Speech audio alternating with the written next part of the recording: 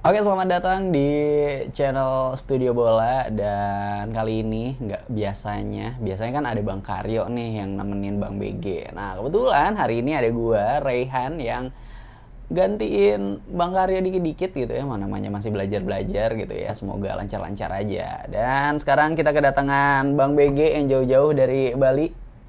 Gimana Apa nih, kabar Bang? nih, Gua aja baru kenalan nih 15 menit sebelum take. Wah gila, gak sempet ngobrol banyak karena baru kelar live space juga. Wah, sibuk Apa banget. boleh buat, waktu sudah memasuki dini hari. Bener kan? banget, udah tanggal berapa Jadi nih kita sekarang? nggak bisa banyak basa-basi, langsung gaskeun aja, Re. Kita mulai intronya.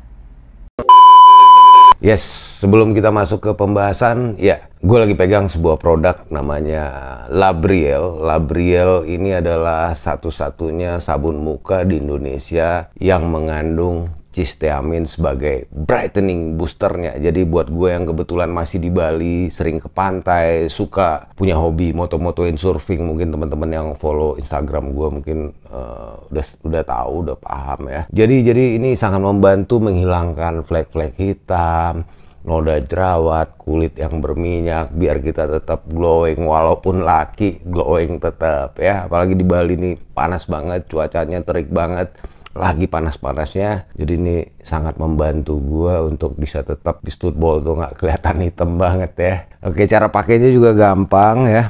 Jadi ini tinggal dibuka, nanti produknya kurang lebih seperti ini. Nanti caranya adalah diusapkan dulu ke tangan ya. Setelah diusap ke tangan baru diaplikasikan ke wajah. Semua yang mau jangan kayak yang lain ya.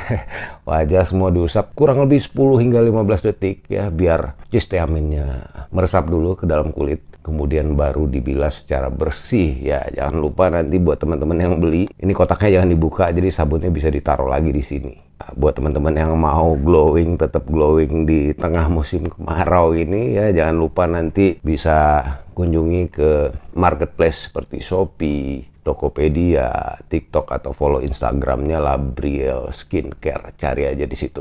Oke? Dan buat kalian penonton setia Studio Bola, kalian masih bisa dapetin lagi diskon spesial di Tokopedia dan Shopee dengan cara kalian tinggal masukin kode LABRXTUT. LABRXTUT yang ada di bawah sini, masukin di Tokopedia atau Shopee kalian sebelum check out, dan kalian bakal dapetin diskon lagi untuk produk-produknya dari Labriel.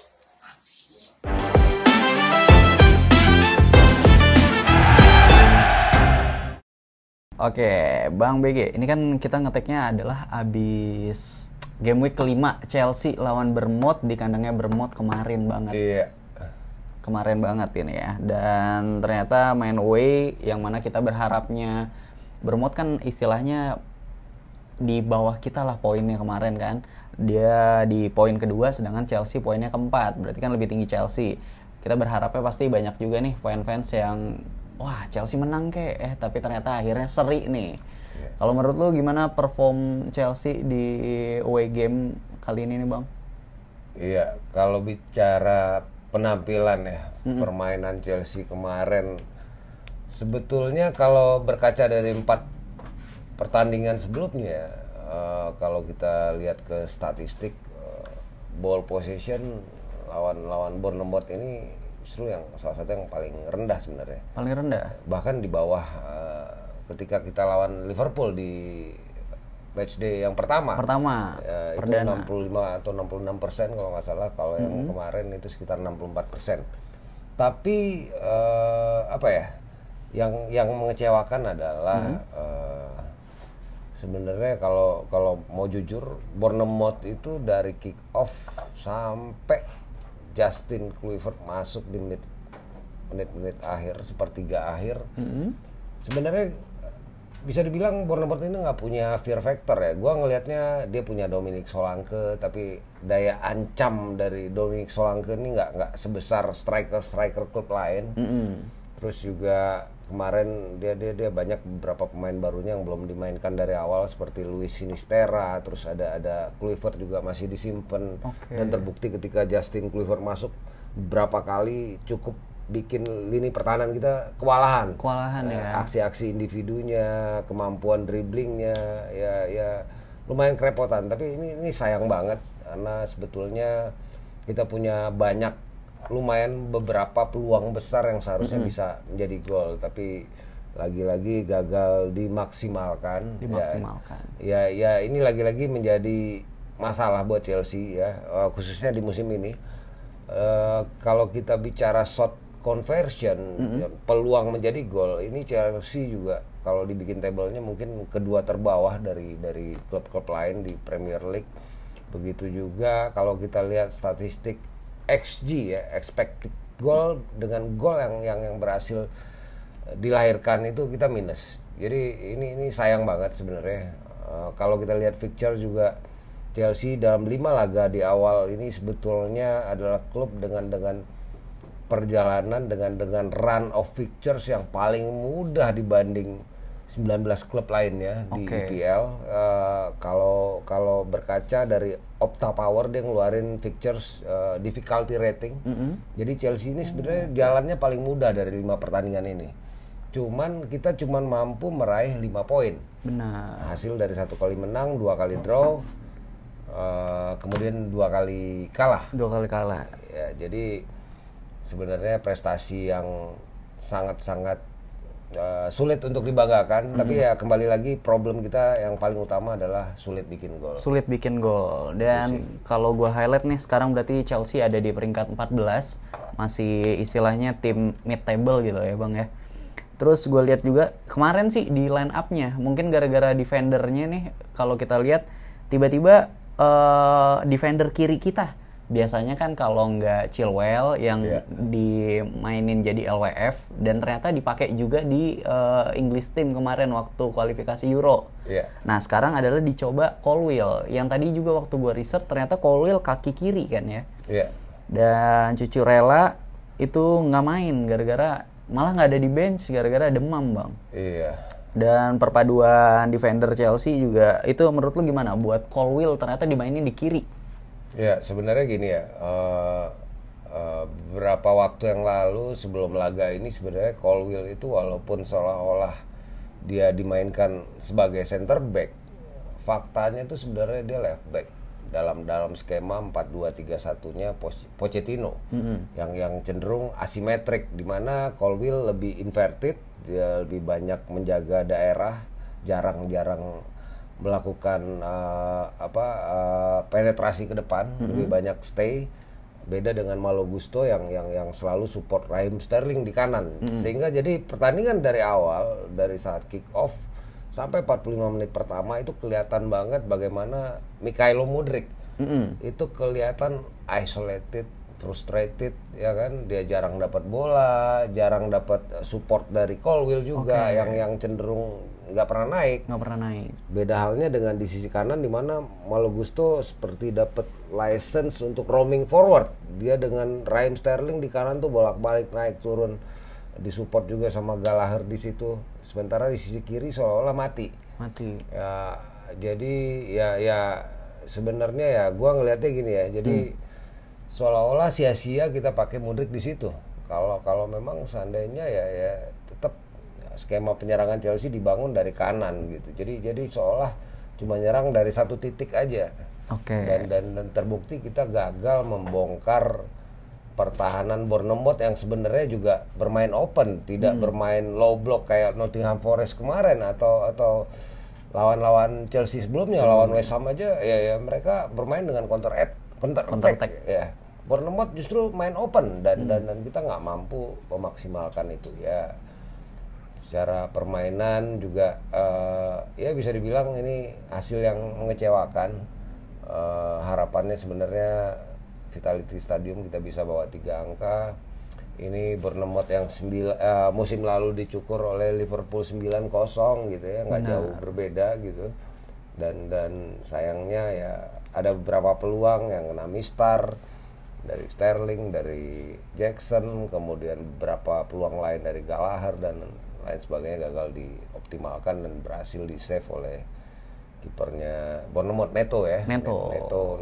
Begitu juga Chelsea sendiri, Robert Sanchez juga melakukan setidaknya ada 2 peluang brilian dari Bournemouth yang berhasil diselamatkan oleh Sanchez. Berarti bagus nih Sanchez ya di pertandingan kemarin. Di pertandingan ini lumayan membuat gue yakin setelah di beberapa laga sebelumnya sedikit belum teruji. Menurut gue beberapa peluang lawan tuh langsung jadi gol gitu ya, gagal melakukan penyelamatan yang krusial. Oke. Tapi di laga ini Sanchez membuktikan bahwa gue nggak tahu ini apakah faktor kedatangan Petrovic menjelang bursa transfer berakhir sehingga dia merasa ada kompetisi dan dia bermain lebih baik gitu ya. Beda halnya di laga-laga sebelumnya. Jadi mungkin positifnya dari laga lawan Bournemouth ya, Sanchez makin mantap. Gue juga melihat ada progres di sisi Malo Gusto yang betul-betul bisa menjadi deputi yang pas untuk Reece James. Gantiin Azpilicueta juga yang pergi di musim ini. Ketakutan gue cuma satu kemarin, seandainya Gusto juga cedera. Oh iya benar. Karena gini, banyak yang mempertanyakan, gue sendiri di Twitter pernah bilang bahwa Chelsea ini udah rekrut banyak pemain, total 27 pemain di era Boehly yang sudah didatangkan. Tapi yang terjadi kalau kita bicara squad depth, gue ngeliat Chelsea tetap masih jomplang. Mungkin sektor kiri kita punya Chilwell, kita Maatsen, kita punya Cucurella, kita punya Levi Colwill. Yang dipakai malah Levi Colwill, yang sebenarnya aslinya adalah seorang center back. Bahkan 3 ini disia-siakan. Nah di kanan Reece James dan Malo Gusto nggak ada lagi. Ya kita punya, mungkin kalau sekedar cover bisa ada Chalobah masih cedera. Cuman gue ngeliat masih unbalance di situ. Juga di lini tengah saat ini kita justru surplus gelandang bertahan. Seandainya semua sembuh nanti Romeo Lavia, Moses Caicedo, Ugo Cuku. Belum lagi ada Gallagher, ada Enzo di situ. Ya itu surplus. Sementara di posisi striker kita nggak punya pelapis untuk Nicholas Jackson saat ini. Broha masih belum sembuh. Satu-satunya nama yang mungkin bisa akan turun adalah David Washington, tapi dia belum pernah dicoba. Kemudian juga Mason Burstow ya, pemain akademi yang sempat kemarin ikut Precision dan mencetak gol sudah dipinjamkan. Jadi ya apa boleh buat, ya mudah-mudahan di match-match ke depan bisa diperbaiki oleh Pochettino. Nah di line up semalam juga nih Bang, ada Ugo Cuku yang dimainin gitu. Sedangkan Caicedo yang notabene-nya kan pemain transfer Chelsea yang masuk kategori mahal gitu kan, malah nggak dibawa sama Pochettino. Itu gimana tuh Bang, menurut lu Bang? Ya kabar terakhir kan memang Moses Caicedo sepulang dari laga membela timnas Ekuador. Dia ada masalah pada lutut yang harus di-assess dulu sama tim medical Chelsea. Jadi di sini Pochettino nggak mau mengambil resiko, dia memilih untuk mengistirahatkan Caicedo di laga ini karena Caicedo sendiri juga di sesi latihan baru sempat, karena dia kedatangannya dari timnas Ekuador juga sedikit telat, baru menjalani satu sesi full training. Jadi akhirnya memilih untuk tidak dimainkan.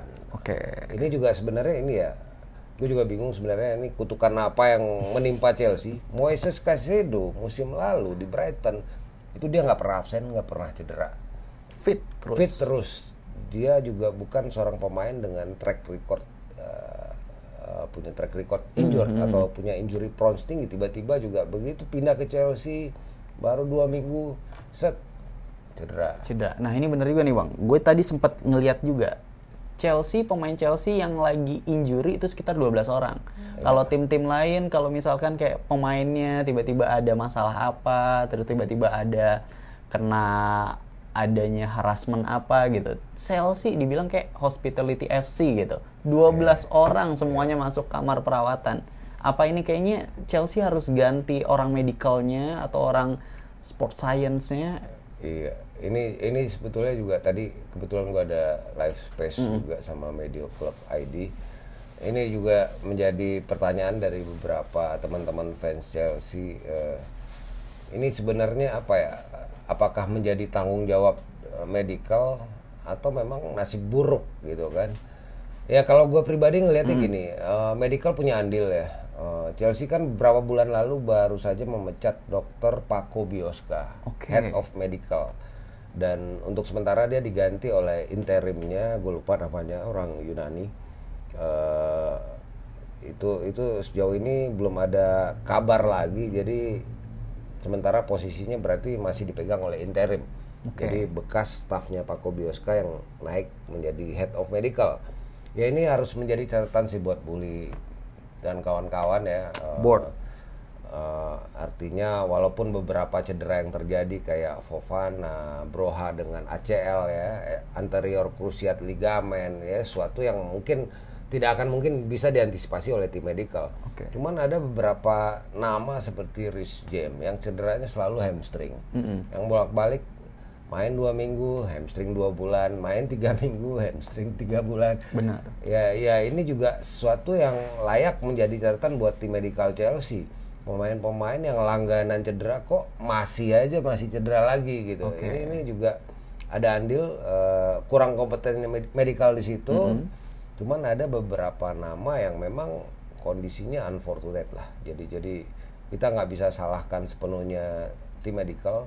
Rekrutmen Chelsea juga ya Chelsea kayak ngambil Wesley Fofana dengan harga mahal, dengan track record sering injured di Leicester. Benar.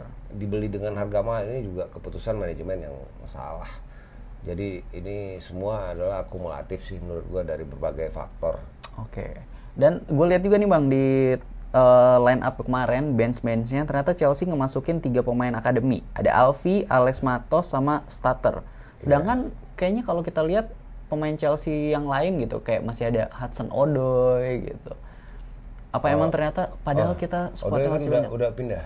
Oh, udah pindah ya Bang ya? Udah pindah. Jadi memang udah yang hadir kemarin di line up ya itulah yang stok yang tersedia saat ini. Jadi mau nggak mau ya kiper aja kita sampai bawa dua di bench ya kan. Ada Lukas Bergstrom, ada Petrovic juga. Kemudian nama-nama yang sangat mungkin untuk dimainkan ya tinggal Ian Maatsen, Cole Palmer dan 2 nama itu, dan siapa lagi kemarin ya yang sangat memungkinkan untuk turun. Chilwell jadi LWF masuk juga kemarin. Iya Chilwell.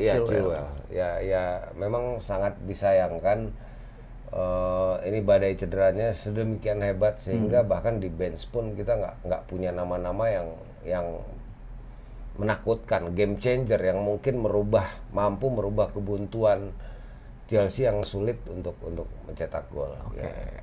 Kalau ini Bang, biasalah ya kalau misalnya Chelsea kalau main jelek pasti banyak banget yang ngeledekin tentang Mudryk. Sedangkan kemarin waktu lawan Bournemouth ini akhirnya Mudryk dikasih kesempatan untuk main starting line up atau misalnya dari menit 0 gitu. Sedangkan kemarin kan dari bench dia mainnya. Itu gimana menurut lo Bang? Ya ini juga seolah-olah Pochettino menjawab pertanyaan netizen kenapa Mudryk nggak pernah main, kenapa Chilwell ditaruh di left winger gitu ya. Sebenarnya dari beberapa pertandingan gue sendiri nggak ada masalah dengan Chilwell yang main di posisi sayap kiri walaupun dia seorang back, karena bagaimanapun juga gue ngelihat Chilwell ini paham banget dengan skemanya Pochettino ya. Dia sangat memahami keinginan Pochettino dan terbukti kehadirannya di left winger itu efektif sejauh ini walaupun hasilnya belum maksimal. Overall pertandingan belum maksimal. Nah, yang terjadi di saat Mudryk kemarin bermain ya walaupun sempat beberapa kali dia create chances gitu, tetap gua ngelihatnya di situ Mudryk ini masih lost. Dia masih belum terlalu paham dengan skema yang dibuat oleh Pochettino. Jadi masih butuh waktu. Dia juga Mudryk sendiri juga karena selalu menjadi sorotan media. Dia juga dalam kalau kita bicara confidence dia juga lagi low banget karena belum pernah mencetak gol di laga resmi, ya kan. Begitu juga assist yang mungkin assist sudah musim lalu 1 ya. Cuman di laga resmi kan belum gitu yang di musim ini. Terus jadi beban buat Mudryk dengan bandrolnya yang demikian mahal, belum 100. Lagi ya nggak nyampe sih 100. Cuman apa ya? Ini juga menjadi PR. Gue sendiri ngelihatnya dengan Mudryk di sana nggak efektif, ditambah dengan Colwill yang jarang naik. Jadi seolah-olah kemarin Chelsea banyak mengambil serangan dari kanan. Jadi Sterling ya. Begitu juga dengan masuknya Cole Palmer, Sterling di kiri, gue juga melihat. Gue kemarin jujur sebenarnya berharap Cole Palmer justru bermain di kiri, Sterling tetap stay di kanan, karena Sterling di kiri sama Sterling di kanan itu jauh berbeda. Gue lebih suka Sterling di kanan sih. Perannya ya. Iya. Dan kebiasaan dia bermain juga itu berpengaruh. Tapi banyak yang juga yang bilang kalau Sterling musim ini beda dari yang musim yang kemarin gitu. Performanya menurut lu gimana? Apalagi di game week kelima ini lawan Bournemouth. Sebenarnya ketika laga lawan Luton tuh, ketika Chelsea menang itu gue ngelihat wah Sterling ya, udah lama nggak gue lihat. Bahkan di City pun dia jarang tampil sebagus itu. Oke. Ya karena sebelum dijual ke Chelsea, Sterling itu cuma main 18 kali 18 di Premier League. di Premier League. Artinya dia sering dirotasi oleh Pep Guardiola. Jadi ketika dia main lawan Luton dia cetak 2 gol dan bagus banget. Ya itu gua berasa ngelihat wah Sterling yang ini comeback lagi nih. Oke. Nah, comeback tapi optimisme itu hilang lagi nih begitu laga lawan Forest ditambah kemarin gitu. Kemarin lagi-lagi ya banyak kesalahan-kesalahan simpel ya, kapan harus passing, kapan harus shooting. Di final third itu banyak peluang yang berakhir sia-sia karena bisa diblok pemain Brighton, bisa diantisipasi pemain Bournemouth. Terus yang begitu gampangnya diselamatkan oleh Neto, kipernya Bournemouth. Jadi baik dari Gallagher, dari Sterling, dari banyak sekali peluang yang harusnya bisa menjadi peluang yang lebih baik itu gagal. Itu jadi mubazir ketika memasuki final third. Kalau menurut lu gimana Bang soal Gallagher? Menurut gua Gallagher walaupun dibilang orang kayak jual aja gitu di transfer kemarin, tapi setelah 5 game week ini dia main terus, ngeliatin work rate-nya dia yang tinggi. Menurut lu apa emang dia cocok untuk di posisi tengah Chelsea musim ini, Bang? Ya sebenarnya gini, dari ketika isu Gallagher dari musim lalu ya, banyak yang menyamakan Gallagher dengan Ruben Loftus-Cheek di dalam satu sentence ya. Kalau gue sendiri pribadi nggak bisa disamain karena Gallagher ini punya work rate. Dia punya work rate yang lebih ketimbang RLC dan Mason Mount mungkin lebih. Iya, jadi dia orang yang mau lari sepanjang pertandingan terlepas dari gua respect dengan pemain-pemain yang punya work rate seperti Gallagher. Jadi gue sih percaya Gallagher ini jika dia bertahan dia akan jadi pemain yang sangat baik. Cuman yang gue pengen saksikan adalah kapan dia bisa kembali ke performa seperti dia di Crystal Palace. Oke. Waktu itu di bawah Patrick Vieira dia mampu mencetak 8 gol satu musim. Ya ini yang pengen gue lihat tapi sejauh ini belum terjadi. Ini mudah-mudahan Gallagher segera bisa membuktikan bahwa dia bisa menjadi sosok yang sentral di lini tengah Chelsea nanti. Apalagi di game week kemarin ini lawan Bournemouth, gue lihat ternyata dia megang ban kapten. Iya. Padahal sebenarnya kayaknya ngeliat ada Silva gitu kan, yang lebih mateng lah sepertinya. Terus ada lagi nggak Bang Bek yang kira-kira lu highlight nih di pertandingan lawan Bournemouth kemarin? Ya intinya sekarang adalah Chelsea ini kan krisis di depan gawang ya. Jadi Nicholas Jackson kalau bicara secara agility, bagaimana dia duel-duel dengan back, bagaimana dribbling dia, sprint dia, effort dia gitu ya. Gue 100% gue respect dan gue sekarang saatnya Jackson membuktikan bahwa dia seorang prolific striker, prolific goal scorer, harus bisa memaksimalkan peluang-peluang sekecil apapun menjadi gol. Nah, yang kita lihat dari skuad Chelsea sekarang, kita nggak punya lagi pemain-pemain yang dengan jaminan double digit gol satu musim. Jadi ini kesulitan kita sejauh ini, baru 5 pertandingan baru cetak 5 gol. Musim lalu 38 pertandingan cuma cetak 38 gol. Ya ini juga gua nggak tahu, ini kebijakan transfer Chelsea musim ini juga menurut gua terlalu banyak beli pemain muda dan dipinjamkan, terlalu banyak berpikir untuk masa depan. Sementara beli yang pemain yang buat saat ini gitu ya, katakanlah Ugo Cukwu, Romeo Lavia, Moises Caicedo, Chelsea beli 3 gelandang bertahan dan harganya nggak murah, yang pada akhirnya useless. Harusnya bisa dialokasikan buat posisi yang lain ya, kayak Nkunku cedera, kita nggak punya cover.